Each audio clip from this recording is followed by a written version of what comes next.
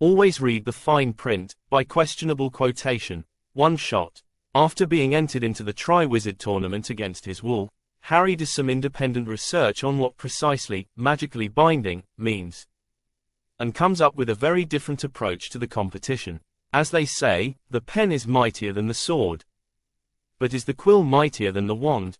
Always read the fine print. Professor Moody? Harry asked, poking his head into the Exora's office. He knew Moody was in there, thanks to the Marauder's map.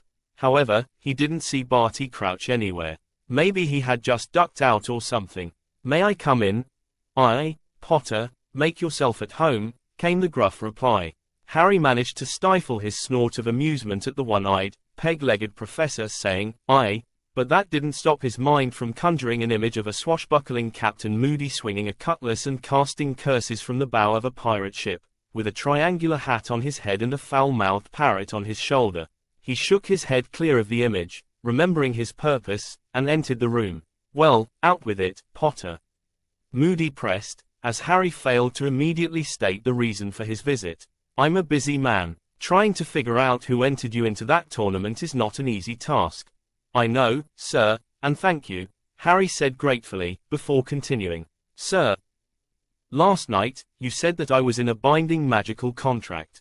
I was hoping you could tell me a little bit more about what exactly that means. I guess Bin still teaches that only in N.E.W.T. classes, eh? Moody began, nodding to himself. Well, the details are fairly complex. Oaths and contracts have to be very specific about their terms and what happens if those terms are broken, but the bottom line is that they depend on the magic inherent in a given being's true name. True name, sir? Harry asked. I've never heard anything like that mentioned before. Well, it usually only matters for contracts, oaths, and pretty esoteric rituals, Moody clarified. The lower years at Hogwarts are more about the basics of spellcasting, and only the 6th and 7th years really deal with the advanced stuff. Basically, for a magical contract to be binding, it has to be tied to a being's true name. If a person writes or states their own name as they know themselves, then that's their true name. It's almost impossible for someone to say or write the true name of someone else, exactly as that person would. You either need to be a perfect mimic, way better than a boggart, or you need to know that person so closely that you know them as well as they know themselves. A spouse or best friend might be capable of doing it, after several decades of constant companionship, but I didn't enter my name into the goblet, and I haven't been that close with anyone for that long. Harry objected. Clearly, there was something going on here. Whatever it was, he was sure he wasn't going to like it. True, but think, Potter, Moody said, leaning forward. His ruined face cast eerie half-shadows in the flickering light of the candles. Who, at some point in your young life, would have been placed to know your name, without any help from you? Who might have written it down, and at that moment, it was absolutely true? You're talking about my parents? Harry exclaimed. Do you mean that someone stole my birth certificate and put it in the goblet? Excellent, Potter, Moody growled approvingly. Not exactly right, but you're on the right track. No, your birth certificate is kept locked in a secure vault at Gringotts for just that reason. You might not know this, but a lot of witches and wizards during the last war prepaid the Hogwarts tuition for their children, just in case the worst happened. That way, at least their children would have an education, you see. When they did that, they signed their children's name in a register kept here at Hogwarts. You were young enough. In fact, it was right after they signed the birth certificate, right there in the delivery room, that your parents could still write your true name. Even if it isn't exactly who you are now, it still was you at one point, and it still had enough power to bind you to the terms of the Triwizard Tournament. Especially since the register was signed in your blood, and that hasn't changed at all. Parents who signed that register were trusting the headmaster to protect it. Unfortunately, it looks like that trust may have been misplaced, so the terms of the Triwizard Tournament, put it this way, Potter, Moody interrupted, seeing where Harry was going with the question. If you don't compete, or if you die during the competition, you forfeit your magic to the Goblet of Fire. Forfeit my magic. So that means the goblet gets stronger, right? Harry asked, as the seed of an idea, an insane idea, an absurd idea, but an idea nonetheless, began growing in his mind. My magic would literally transfer to it. Precisely, Potter, Moody replied. In fact, If you were a Ravenclaw and I thought you'd care, I'd blather on about how it's the only perfect efficiency power transfer method for magical energy, even better than anything you could come up with using runes and arithmancy. Not that that helps you in your current situation, of course. As far as the tournament goes, I suggest that you compete. You should be fine, as long as you maintain constant vigilance. Harry completed, managing a half-hearted grin. Moody laughed, slapped Harry on the shoulder and bid him a good night. Harry departed, deep in thought. Harry did not return to the Gryffindor dorms until very late that night, having spent hours combing through the library's section on wizarding lore, covered by his invisibility cloak. He snuck out several post-war issues of the Daily Prophet, along with over a dozen legal texts. Of course, based on what he had learned from Moody, he definitely did not sign his name on the loan register, and made his way back to his dorm, where he stowed the books beneath his bed.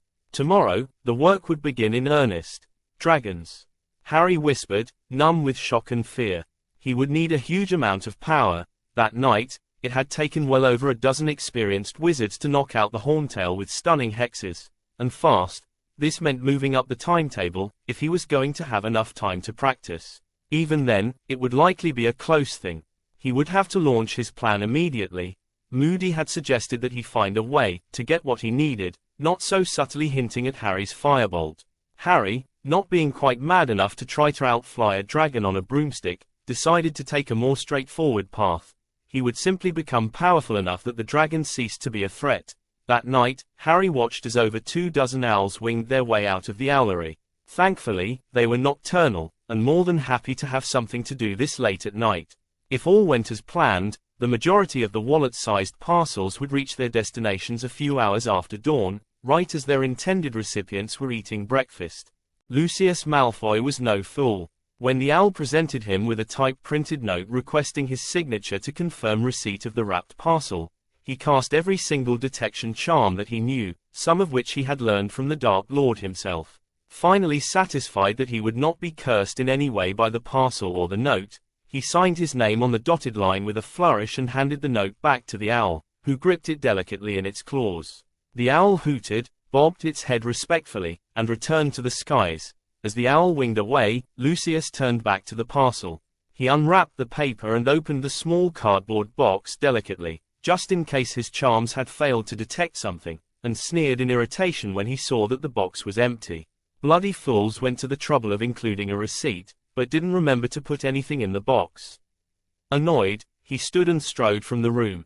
He was a busy man, after all. The elves could dispose of the trash. Harry grinned as he received another receipt, and ignored the strange looks he was getting from everyone else at the lunch table. That completed the set. Even Lucius Malfoy had provided his signature. Harry had used old issues of the Daily Prophet to compile a list of witches and wizards who had escaped justice for their actions in the war by claiming to have been under the Imperious Curse, bribed their way out of trouble. He had sent empty parcels to everyone on the list except those already incarcerated in Azkaban. According to Sirius, prisoners were not allowed to receive mail. Harry would have dearly loved to include Peter Pettigrew, but he still needed Pettigrew to clear Sirius, and he didn't want to spook the rat by sending him mail. Snape. Harry had quickly found out that Snape had been a Death Eater during the war, and only Dumbledore's intervention had saved him from Azkaban, and Karkaroff was spared simply because they were at Hogwarts, and Harry didn't want to raise anyone's suspicions. The parcels themselves were meaningless. They had just been necessary to entice the targets to sign their receipts. Each receipt had a thick black line for the signature. However, typed in black ink within that line, in tiny font, of course, was a very short, very simple, magically binding contract clause. It stated, "The above signed hereby forfeits all magic, in full, in perpetuity, irrevocably, and with immediate effect, to the undersigned." Harry departed from the Great Hall to the nearest empty classroom, immediately withdrew a ballpoint pen, sat down at a desk, and signed his name beneath the line on the first receipt. Right when Harry lifted the pen from the note, he gasped aloud as his body was suddenly flooded with energy. Harry rode out the wave of power and sat, eyes closed, as he relished the sensation. He felt so powerful. Still tingling nearly 30 seconds later, Harry proceeded to sign the remainder of the receipts. Avery, the Carrows, Crabbe, Gibbon, Goyle, Greyback, Harry was a bit surprised that the beast was even human enough to write his name: Jugson, McNair, Malfoy, Knott, Roll, Selwyn, Travers, Yaxley. The list spanned over 24 people, all of whom had been cleared of any and all wrongdoing during the war, by reason of duress under the Imperious Curse. One by one, with a few minutes, Harry systematically stripped each of them of their magic, taking it for himself. By the time Harry finished, his body was practically buzzing with energy. "This might take some practice," he murmured, as an errant twitch of his wand vaporized half the desks in the room. Somehow, though, he figured he could get used to it. Harry stared at the Hungarian Horntail. The Hungarian Horntail stared right back at Harry.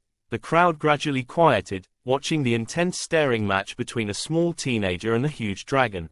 Harry took several slow, deliberate steps to his right, until he was behind a large boulder, out of the dragon's line of sight. With a discreet wave of his wand, he transfigured a nearby rock into an exact duplicate of himself, fully clothed, wearing glasses, and holding a stick. The crowd gaped in wonder, and Professor McGonagall gasped in shock.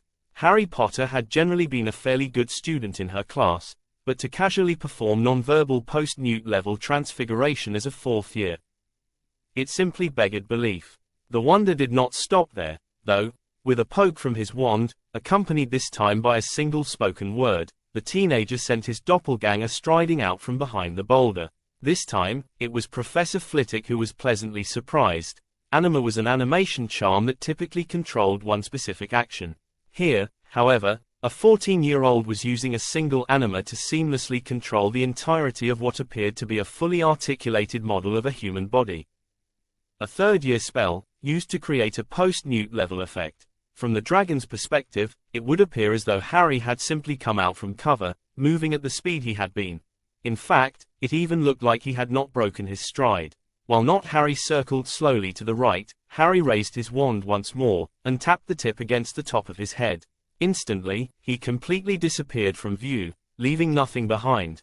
Not even the ripples in the air typical of an underpowered disillusionment charm, to betray his presence. Another few flicks of his wand, and he was both silenced and sent free. The air-freshening charm was fairly simple, as was the silencing charm, but the disillusionment charm was devilishly difficult to perform, and he was doing it flawlessly, all while maintaining perfect control over the transfigured doppelganger. The crowd buzzed intently, and the judges were whispering to each other. Ludo Bagman was, perhaps thankfully, shocked into silence. With not Harry keeping the dragon's attention by stalking around the enclosure just out of firebreath range, Harry simply circled around in the other direction. Maintaining the transfiguration and all of the charms was extremely power-intensive, but Harry had plenty of power to spare. He walked past the dragon, keeping well clear of its mace-like spiked tail, and picked up the golden egg. Less than a minute later, he returned to the enclosure entrance and removed the charms from himself. Ahem, he coughed, drawing the crowd's attention. He held up the egg in one hand, and pointed at it with his other. "I'm done now, judges," he called. Harry waved his wand, and not Harry turned back into a rock, to the dragon's surprise. Without bothering to stick around for his scores, Harry tapped his wand on his head, re-disillusioning himself, and walked back to the castle.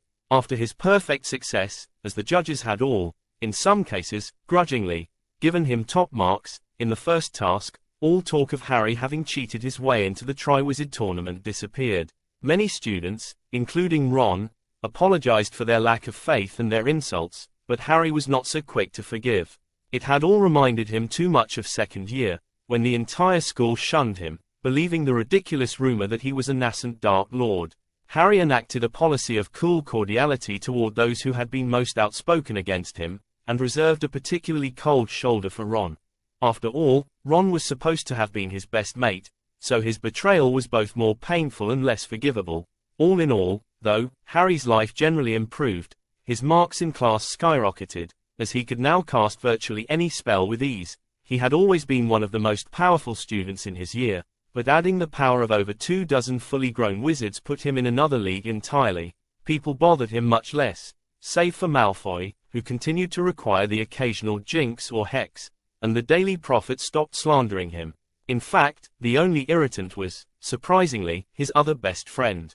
Hermione Granger was not a stupid girl. and she had been close enough to Harry for a long enough time to know that he hadn't simply been hiding his true potential, as was the prevailing theory. Fearful that Harry, in his desperation to survive the tournament, may have turned to some terrible dark ritual to gain power, she took it upon herself to continually nag, cajole, and even spy on him. Harry drew the line when she confronted him after seeing him return all the books he had taken out of the library, convinced that the dusty old tomes were filled with forbidden dark arts lore, though why she thought such knowledge would be in the legal reference section of the Hogwarts library was unclear. She practically tackled him before summoning Madame Pince to look at the texts. Madame Pince, of course, immediately informed Hermione that the books were all on wizarding contract law, and promptly assigned Harry a detention for not properly signing him out in the first place.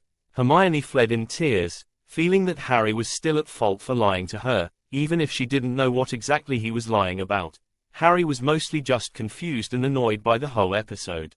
Having grown up in a cupboard, the subtleties of female insanity were far beyond his ability to comprehend. He chalked it up to Hermione's overwhelming need to know every detail of his life, which he found a bit insulting. After all, he was not her property, and some things were just not her business. The two did not speak again until the second task. Harry had managed to pass through the first task almost effortlessly without showing off the full extent of his power. The rest of the magical community simply thought that he was an excellent student. In fact, though, Harry had simply brute forced his way through the complex transfiguration spell, as well as the animation and disillusionment charms, lacking the skill or theoretical background to perform those spells with the efficiency required of a normal wizard, that is, one who didn't have a vast reservoir of magical power from which to draw. The second task, however, looked as though it would require him to show off even more of his strength. Lacking any cunning plan to avoid showing his power, and unwilling to risk the life of his hostage, Harry resolved to take the simplest, most direct route to the bottom of the lake. If that meant performing magic that would be obviously well beyond the capabilities of any normal wizard, then so be it. To do this, he doubted that he really needed any more power. In truth, at this point, it was unlikely that he could undertake any task and come up short on magical energy, but he had come up with a truly excellent scam, beyond worthy of the Marauders. And that pretty much meant that he had to give it a shot. Right?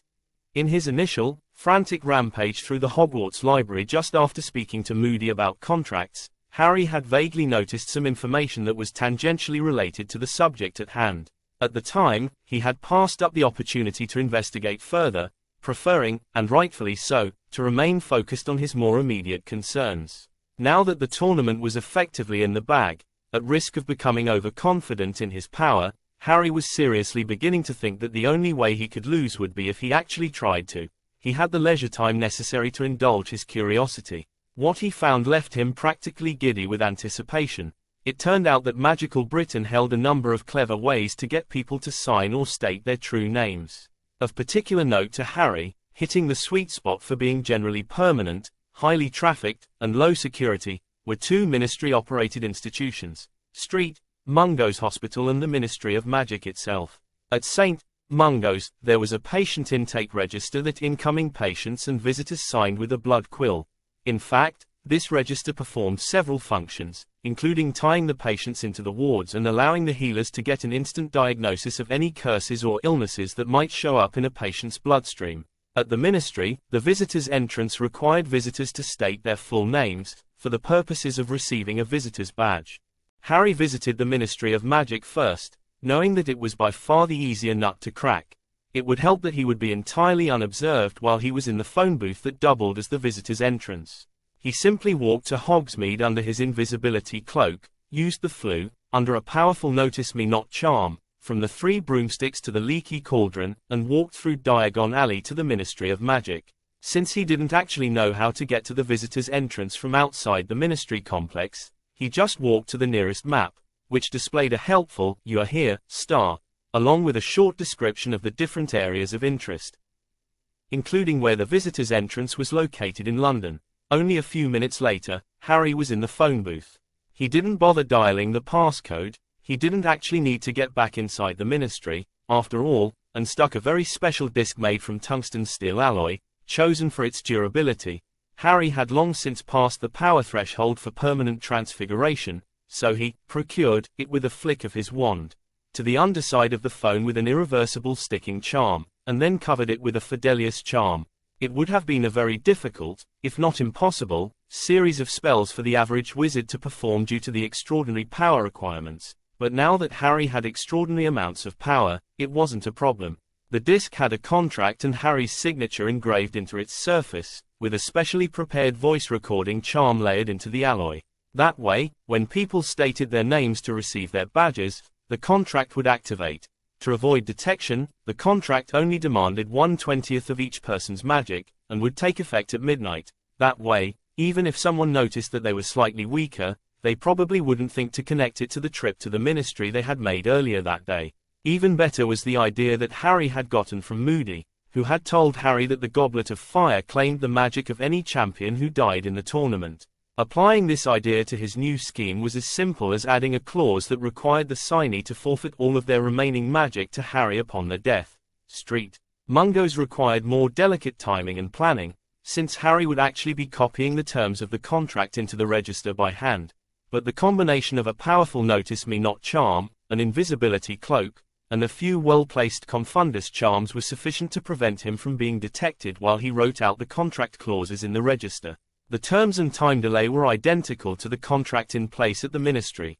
The only difference was that it required a signature, rather than a voice recording. In fact, Harry expected Street Mungo's to be more lucrative than the ministry, simply because a much higher percentage of people entering the hospital were likely to die and forfeit all of their magic to Harry. Finally, Harry cast the Fidelius charm, only on the contract language within the register, rather than on the register as a whole, and hightailed it out of there.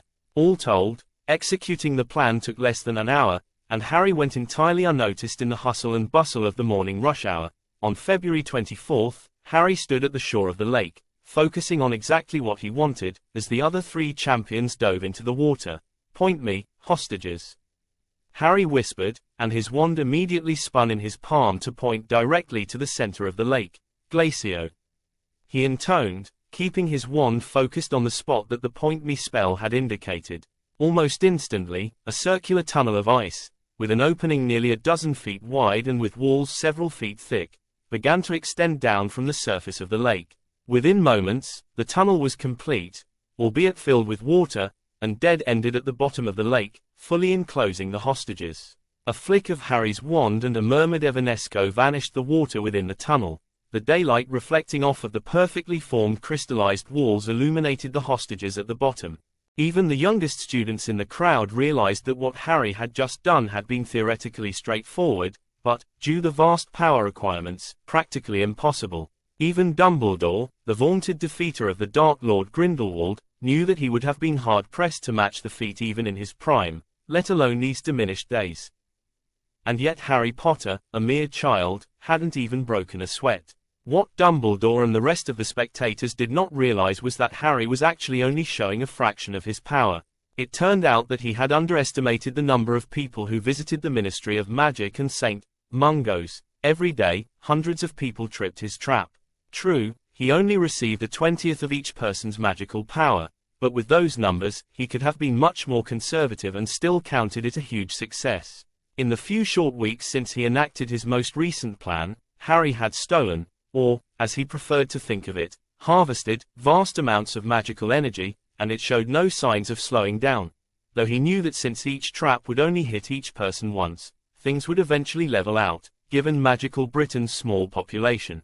In short, Harry was no longer just an above-average teenaged wizard. Not that he minded, trying to be normal had never really worked out for him. Anyway, Harry, oblivious to, or, more precisely, entirely uncaring of, the crowd's shock, transfigured a nearby rock into a large bobsleigh and set off down the tunnel. Always a fan of rocketing around on a broom, Harry quite enjoyed the short trip, and was rather reminded of Gringotts's one-speed-only roller coaster carts. A quick arresto momentum kept Harry's bobsleigh from slamming into the hostages, who were all tied to a large stone mermaid statue. "Harry?" Cho asked groggily. Apparently, the enchanted sleep wore off when the hostages were exposed to air. That meant that Harry now had to rescue all of them, rather than just his, as he had originally planned to dispel his ice tunnel once he was done with it. "Is that you? What's going on?" "No time to talk, Cho," Harry replied, taking a moment to appreciate the sight of Cho Chang in cold, wet night clothes before casting 4 rapid cutting charms to release the hostages. Everyone get on the bobsleigh. Once the bobsleigh was turned around, pointing back up the tunnel, and Cho, Hermione, Ron, and a small blonde French girl were on board, Harry crowded into the back. Harry assumed that Ron was to be his hostage, probably Dumbledore's doing, to try to get him to make up. While the French girl was obviously Fleur's, Cho was Cedric's, and Hermione was Crumb's. Ron at least had the courtesy to remain quiet, knowing by now that Harry would not appreciate his commentary. Hermione, though, did not share her counterpart's tact. "Harry, what are you going to do now?" Hermione asked, sounding exasperated, and more than a bit snide, Harry thought. "Sleighs go downhill, not uphill. Honestly." "Hermione," Harry interrupted sharply, hoping to forestall a lecture on wizards and common sense. "Are you a witch or not? Honestly." With that, he flicked his wand behind the sleigh and cast a banishing charm, taking care to make it powerful enough to push the sleigh along, but not so powerful that the passengers would be knocked off. Less than a minute later, the bobsleigh had ascended to the top of the tunnel and skidded to a stop on the rocky shore. Taking one last look at Hermione and Cho, after all, he was a teenaged boy and they were still wet, cold, and covered only by their nightclothes, Harry promptly disillusioned himself and walked back to the castle.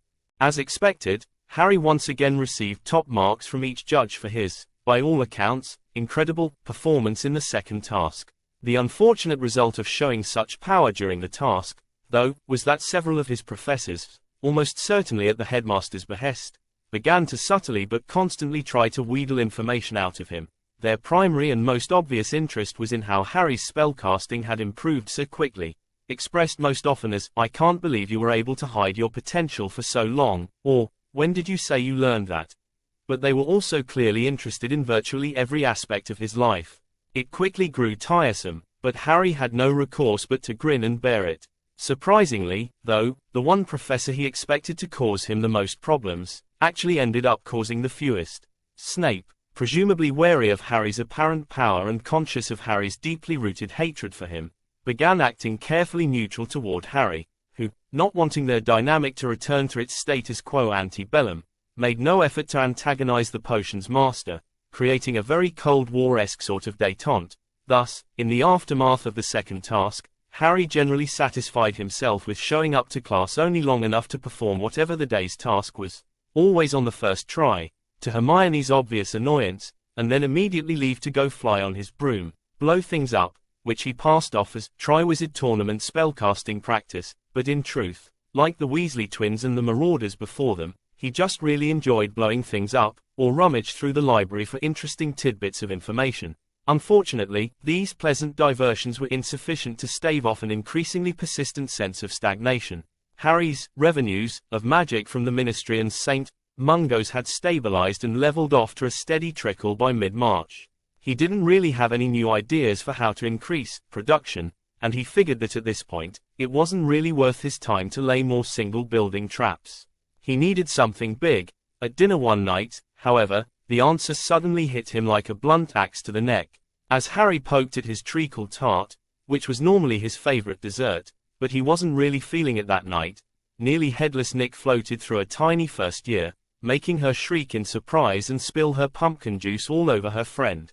Harry somehow instantly recalled some figure he had heard that summer on the television news, from upstairs in his tiny room, that the world population was soon going to hit a big milestone number, 6 billion people. 6 billion living people, at this moment. Each of those 6 billion people had vast family trees, stretching back beyond recorded history. Someone had even done that math, and the newscaster had glibly pointed out that the human condition had a mortality rate of over 90%. It would be safe to assume that the same was true for wizards. That meant that 9 out of 10 wizards who had ever lived were no longer living. It was a simple mathematical fact. So where did their magic go? Harry didn't know yet, but he was going to find out. And when he did, he would be a god. Predictably, Harry's, admittedly Voldemort-like, quest for godhood did not start off very well. He spent week after week blitzing his way through the Hogwarts library, but his search hit one dead end, both literally and figuratively, after another. Basically, there was nothing beyond rank speculation about what happened to a person's magic after they died, assuming that nobody like Harry had already conned them out of it. Did it just float around? Reabsorb into some vast, primordial wellspring? Become one with the Force? Frustrated, Harry thought back to his previous scheme, which would reallocate, to Harry, the entirety of each target's magic upon their death. That method worked, because each target committed their magic while they were still alive, and able to make such commitments. But if they were already dead, how could he get an entity to sign over their magic to him? What he needed was some way to contact the dead, and extract their oath to relinquish all of their magic. But where to start? The answer to that question, at least, was simple. Harry needed to look no further than the entities which had sparked the idea in the first place: ghosts. Conveniently, Hogwarts was practically brimming with them. Lemon drop? The headmaster asked genially, gesturing to the bowl of pale yellow candy sitting on his massive desk. They're quite good. In fact, this may be the best batch yet. I'm fine, thanks, Harry replied quickly, remembering the last time he had taken Dumbledore up on his offer of lemon drops. They had been so sickeningly sweet that he could practically feel his teeth rotting before he had even left the office. Suit yourself, Dumbledore said with a shrug, and continued to munch on the candy. After several minutes of this, during which the headmaster noisily consumed half the bowl of candy, popping handful after handful of lemon drops into his mouth while twinkling his eyes and smiling benignly down at Harry like some sort of benevolent patriarch, Harry finally broke the silence. Professor, was there any particular reason you called on me? Harry asked pointedly. It's just that the third task is tomorrow, and I'd like to get enough rest. Dumbledore crunched his way through one more handful of candy, licked his fingertips, and paused for a moment before he spoke, his eyes twinkling even harder than before. Well, my boy, Dumbledore began, ignoring the slight narrowing of Harry's eyes at the condescension. That's one of the things I wanted to discuss with you. And the others? Sir?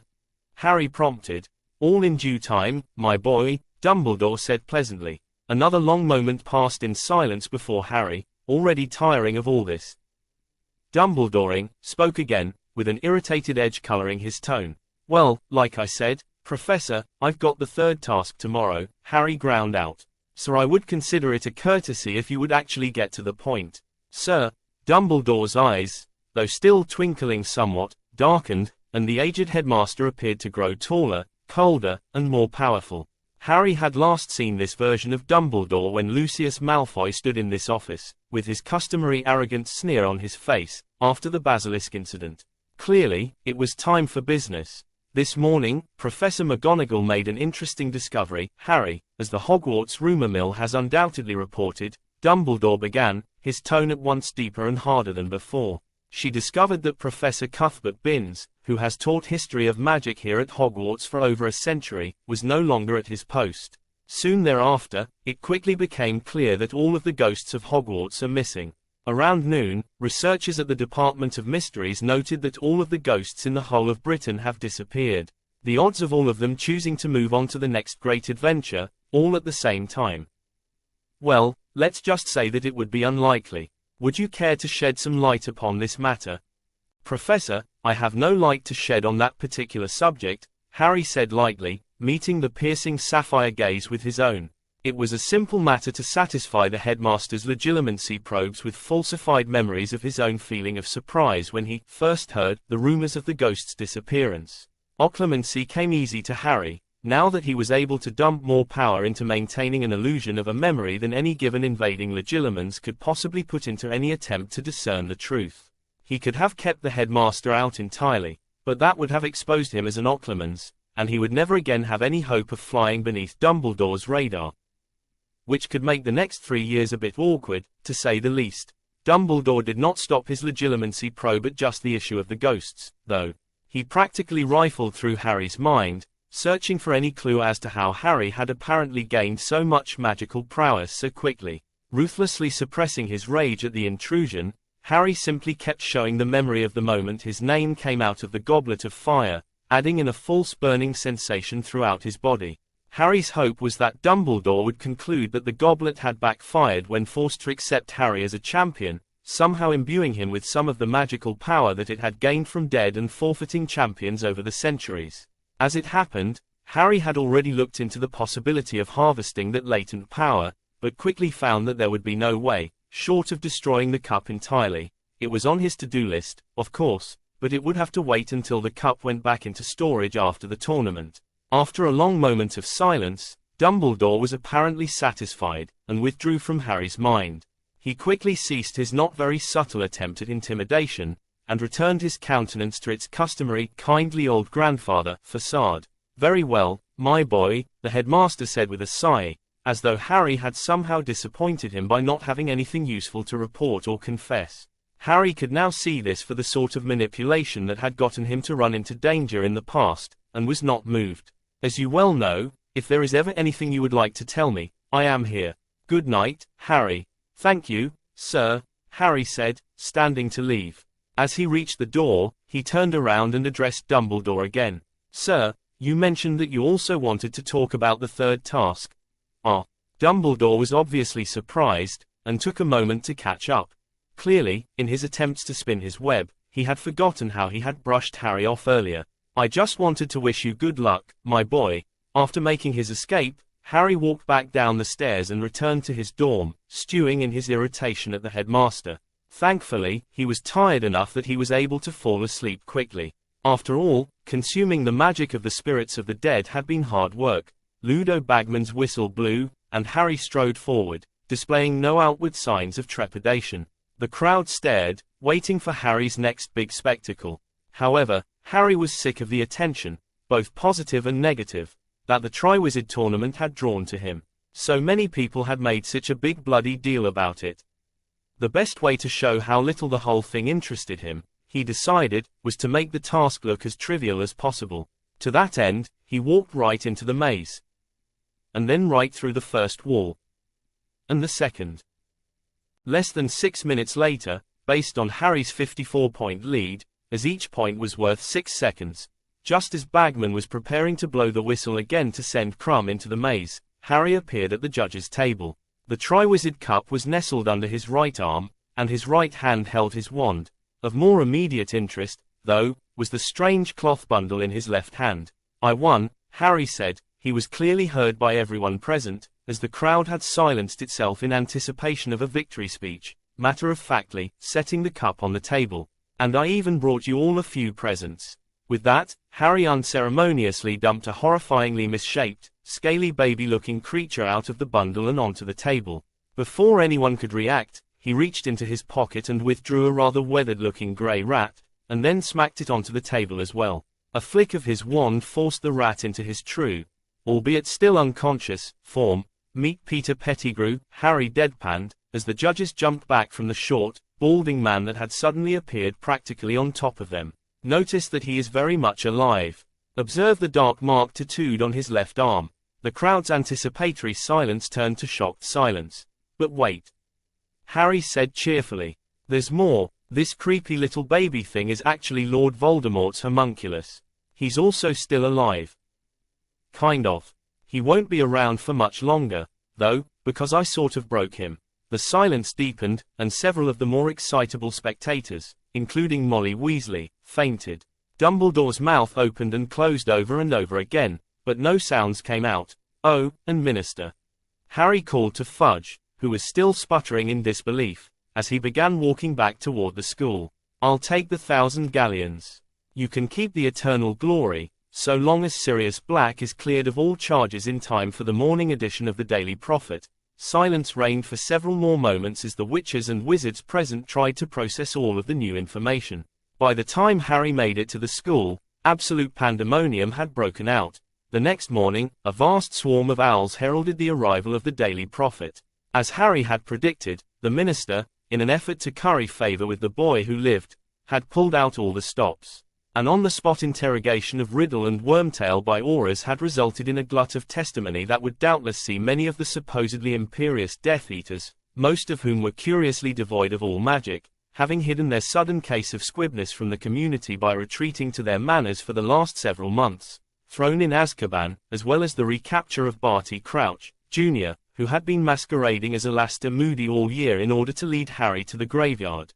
Tom, Lord Voldemort, Riddle, also without magic, though the paper mistakenly attributed that curiosity to the fact that he currently inhabited a homunculus form, of course, was summarily executed by Dementor's kiss, followed by the incineration of his homunculus. Not that it really mattered, as the homunculus was rapidly breaking down anyway, since it didn't have Riddle's magic holding it together anymore. Fudge's coup de grace, of course, was taking credit for overturning a long-standing miscarriage of justice, exonerating Sirius Black of all charges and laying the blame squarely at the feet of his long-deceased predecessor, Millicent Bagnold, and the more recently deceased Barty Crouch, Sr. The political machinations mattered little to Harry. He was effectively above politics, having enough raw power to remain untouchable and neutral, until, inevitably, someone would forget, and try to draw him in. And then he'd have to remind the British magical community to leave him alone. For now, though, Harry was simply satisfied that Sirius was free and that he had apparently vindicated himself in the collective eyes of Hogwarts, which, for all its unfriendliness to him this past year, he still viewed as his first true home. Predictably, though, there were those who were not satisfied. First and foremost among them was, of course, Albus Dumbledore, who summoned Harry to his office after lunch that afternoon. Having seen this coming a mile away, Harry had hidden a massively powerful portkey, capable of breaching any ward that Dumbledore could erect, and set to activate the instant Harry fell unconscious, in his pocket, just in case Dumbledore tried anything underhanded to coerce Harry into telling him the details of what had transpired in the maze and graveyard, or worse, tried to force Harry back to Privet Drive for the holidays. His precaution, however, proved largely unwarranted.